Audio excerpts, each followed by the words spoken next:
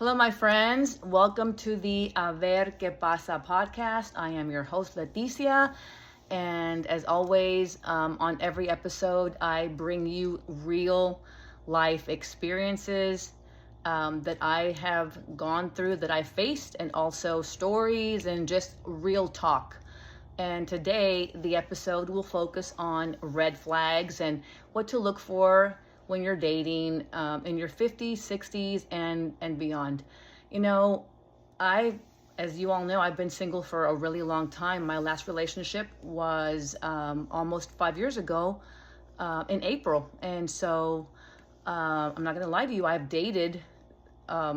had many first dates, probably about 100, 200 first dates. Usually after that first initial date, I know within the first 10 minutes of a conversation, I know whether I want to see that person again or not. Usually it's not. Clearly it hasn't worked out because I'm still single, but that's okay. On today's episode with the red flags, most of these I myself have encountered. Not all of them, but some of them I've heard from friends or family members, both men and women. And so let's just dive right in. The first one is rushed intimacy. If you guys remember my serious relationship that lasted almost, it was a little over 2 years back in 2017. I feel like what really endeared him to me was the fact that he was so patient with intimacy. He never pressed it. I mean, we would hold hands and of course we would kiss, but that was the extent. And I felt like he was actually courting me and wasn't just in a hurry to get into my pants, which I don't know that most men and women, and our older ages are just wanting to get into somebody's pants. I've heard that though. I've heard that from many men with whom I converse on these dating apps. They're honest about what they really want. A couple of them say, "Did you read my profile?" "Yes, I did." "Okay, well then you know that I just want somebody to have fun with." "Okay, then we can be friends. You can never have enough friends, so let's be friends. But I'm not going to date you because I don't want to be somebody's booty call girl. Let's just be real." And so if a prospective partner, you meet and you like each other, you have 2, 3 dates, you're dating for, let's say, a week or so. For me, that would be quick. I'm talking just by my preferences. I'm not going to be intimate with a man, but that's up to you guys. But that's a red flag. For me, it would be a red flag if a date, if somebody that I really liked talked to me about sex on our first date or even within the third date, and I'd say, "You know what, I'm not ready. Let's get to know each other a little bit more." And he pressed me and he pressed me and he would, talk about that nonstop. I would say this guy is not interested in a long-term relationship. And so that's one red flag that you could look for. Rushed intimacy. Yeah, we all want to be held. We all want to be kissed and hugged, but there's a difference in that than having a first date and saying, "Oh, do you want to come over to my house because I have a great jacuzzi?" I don't want to do that, but it's up to you guys. These are just red flags that I found are important, especially I think for women. As far as this first one, rushed intimacy for women, that could be important. And if it's not, then these are only suggestions and tips. Like I said at the beginning, I share my own experiences with you. Take these with a grain of salt, but I'm going to keep sharing. Number 2 is inconsistent behavior. Meaning that one day you're on a date, you're walking in the park and they're holding your hand, and warm and affectionate one moment, and then the next moment they're cold and mean and ugly, and that continues back and forth, and this person just goes up and down. I'd be thinking, okay, well, what's wrong with him? Or it could also be a girl doing this to a guy. You know, these these tips and these red flags that I'm offering and I'm sharing with you can go in either way for both, for men and for women. So I'm generalizing this information. I wouldn't want to be with somebody who is inconsistent, because I'm going to walk into something, we have a date or an event, and I'm not going to know how this person is going to treat me, if they're going to be kind and responsive to my gestures, to my affection, or if they're going to turn their back on me. So that would be a red flag for me, if they're inconsistent, fluctuates, like, up and down, up and down. I wouldn't like that. Next, isolation from friends and family. I used to work with a girl, and she was a little bit younger than me, and beautiful young, she was a teacher at a school, and she was single. She'd never been married, no kids. And so she was on a few apps, and she said, oh, I met these guys, or I met this guy this weekend. We had a lot of fun. Then she got, after about 2 or 3 months, she said, I need your advice on something. And I said, okay. She says, well, this guy, I really like him, and he really likes me. We have a lot of fun together. I met his friends. He's met my friends. But whenever my friends invite me, my girlfriends invite me, like, to do fun things that he doesn't really like or do. Like, for example, her friends loved basketball, and they were, they had been playing together for a lot of years. So she said, my friend Sulema called me and said, come out to play, whatever. And my boyfriend said, don't go. And she says, but I've known them for a long time. I want to go play. You want to watch TV, and I don't want to watch TV, whatever. And so he said, I don't want you to go. I don't want you to go. Stay here with me. Call her and cancel. So my friend, she kept canceling, and then her friends, and they called her out and said, girl, what's going on with you? Like, you love basketball. We always have a great time. We've been playing together since we were in middle school. This is like what we do. And she says, well, my guy said he doesn't like it, and he doesn't play sports, and he wants to watch TV.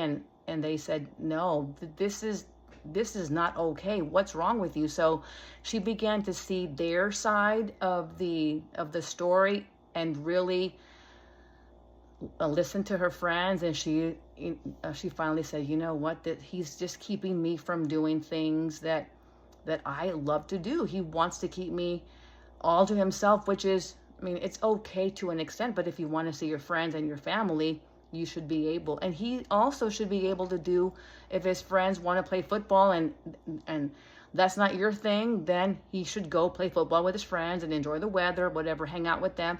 But you should also be able to do what you want to do with your girlfriends. Okay, so that's a red flag. Guys and gals, kind of look out for, if your person, especially if you're in a new relationship, you don't want that person to immediately come in and take over your life. That is a big red flag. It would be for me. The next thing, avoiding commitment. Okay, so I always refer back to my relationship, because in the beginning it was so good. It was so good.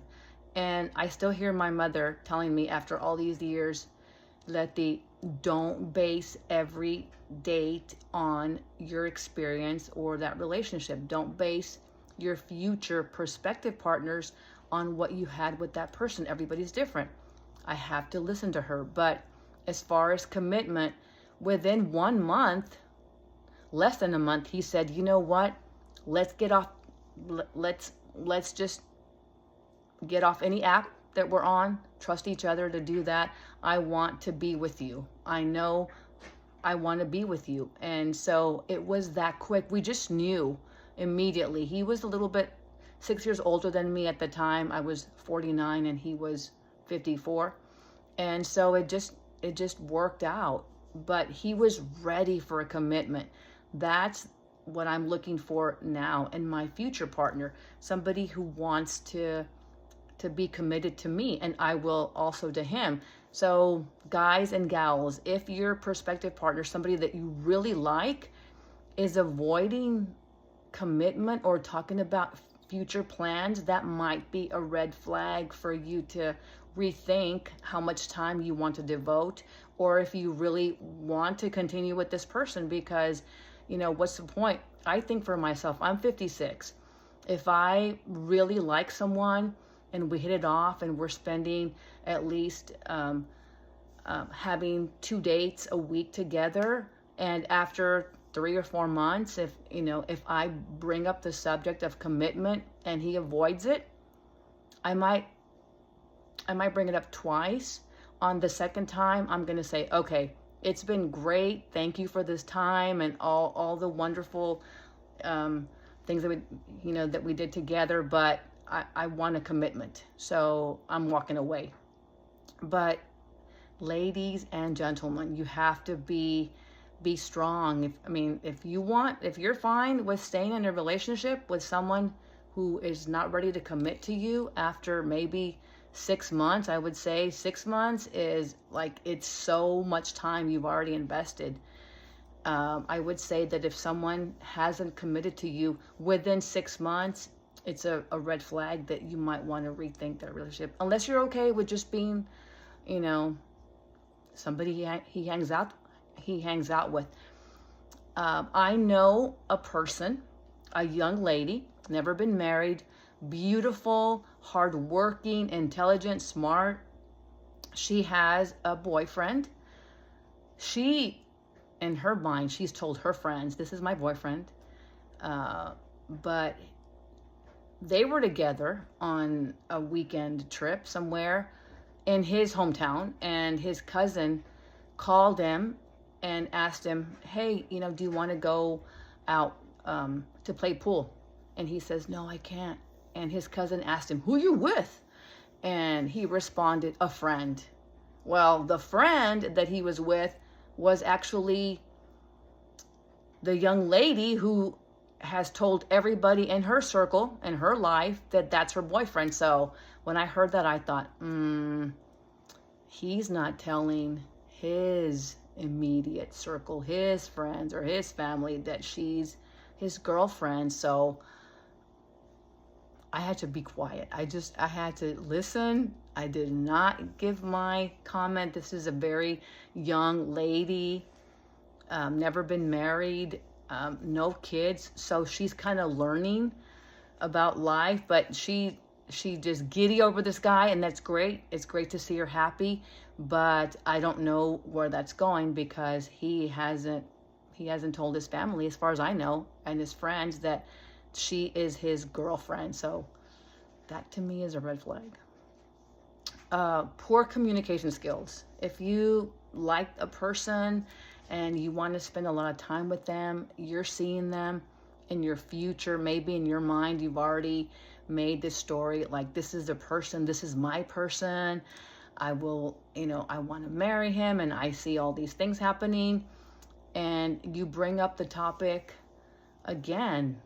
This goes, this is the same thing. Poor communication skills and avoiding commitment sort of go hand in hand.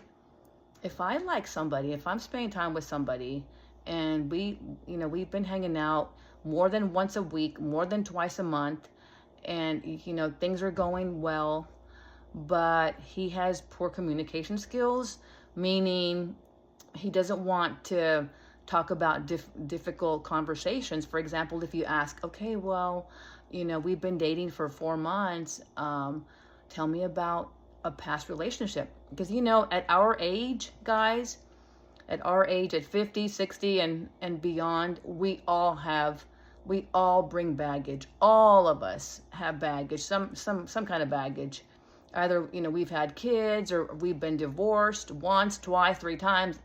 It doesn't matter. It's normal to have baggage, but When a person is very resistant or avoids talking about difficult things, their past, or, you know, things that you would normally talk about when you are in a committed relationship, if they're hesitant or avoid it at all costs, that's a red flag that they might not really see you in their long-term future, especially when you're in your 50s and older.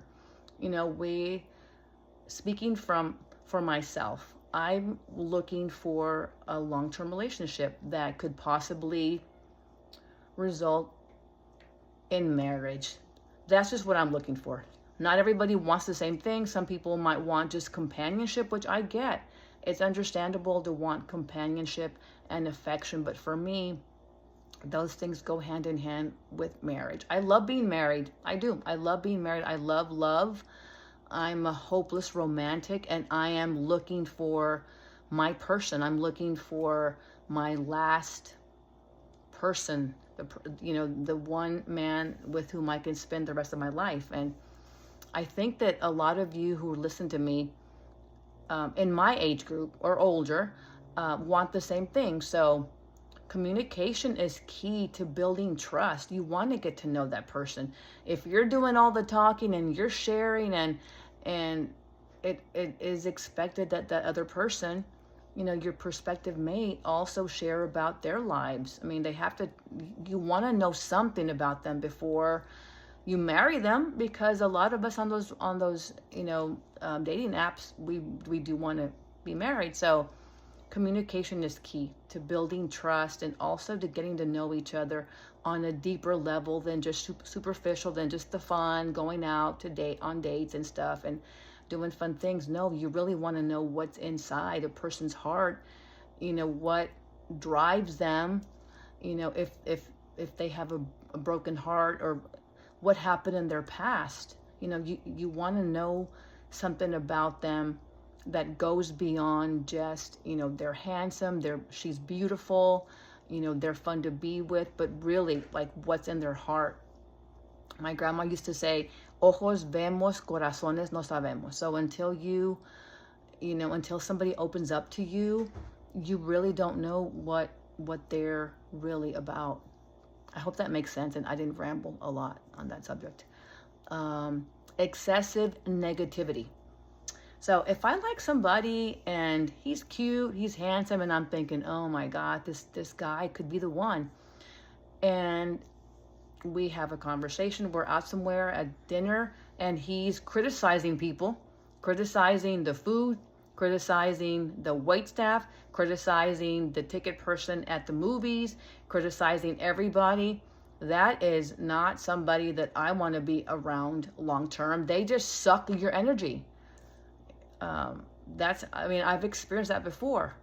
You're at a great restaurant, you took a lot of time to get dressed, and then something happens with with the meal. It happens. Nobody's perfect. People make mistakes, and wait staff is busy. I know, because my daughter's been working in that industry a long time, and she tells me horror stories where people are rude to her, have been rude to her in the past, or I don't want to be that person, because you don't know, if you're rude to your wait person, coming, bringing you your food and stuff, they could spit on your food in the back. You just never know. But I don't like to be around people who are negative. I don't like it.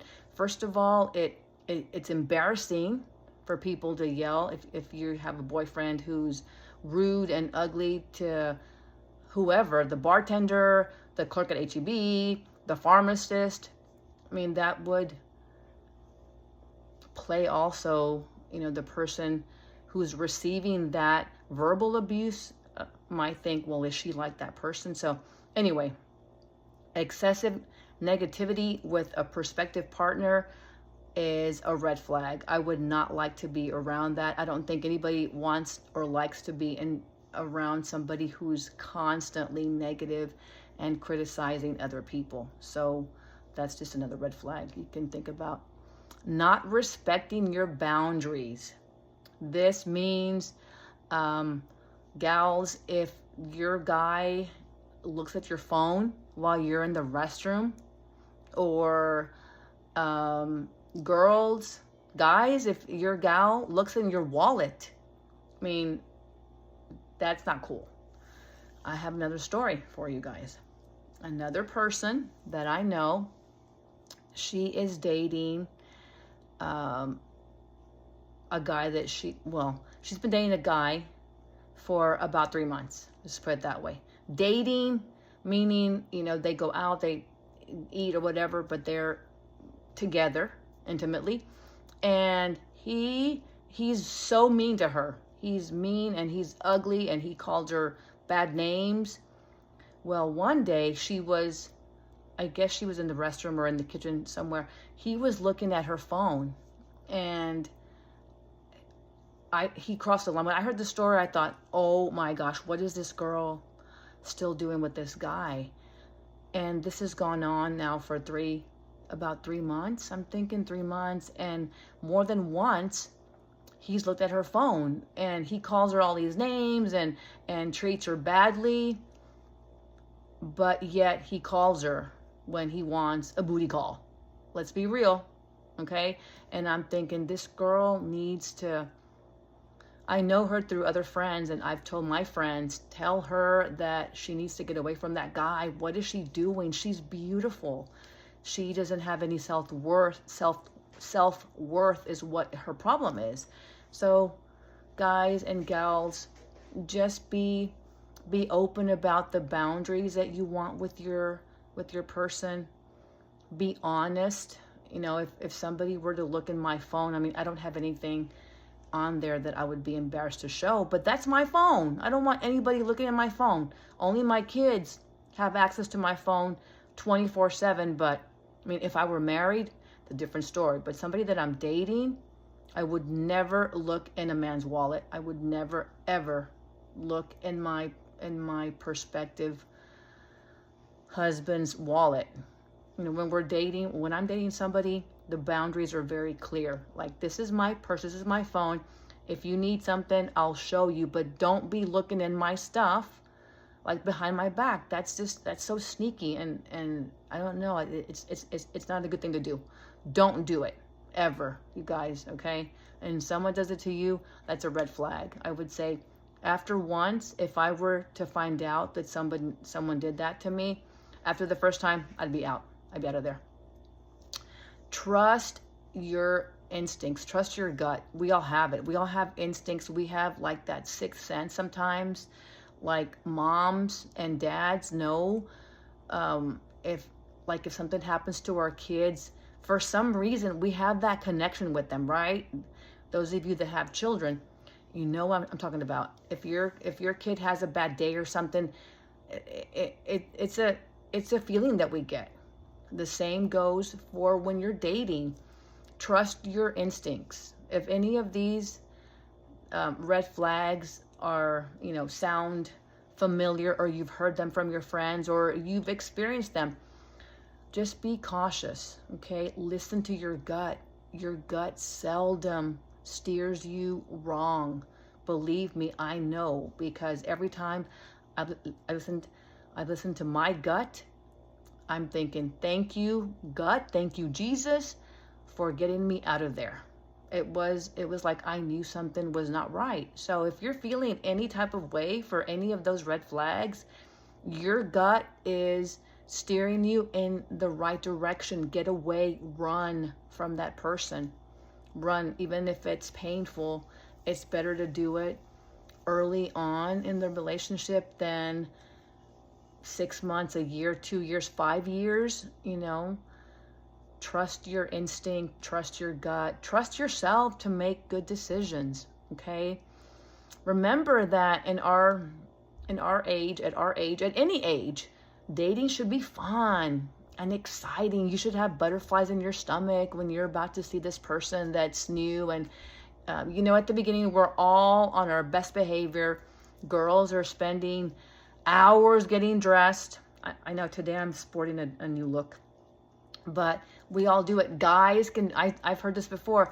Yeah, I changed my shirt 7 times before I went out with this girl, and then turns out that when I met her, She looked like a different person. And so I know, I get it, because I spend a lot of time trying to get dressed and be appropriate and look cute when I have a date. So it should be fun and exciting, but also listen to your gut, trust your instincts. Remember, keep smiling, keep dating, y a ver qué pasa. Bye.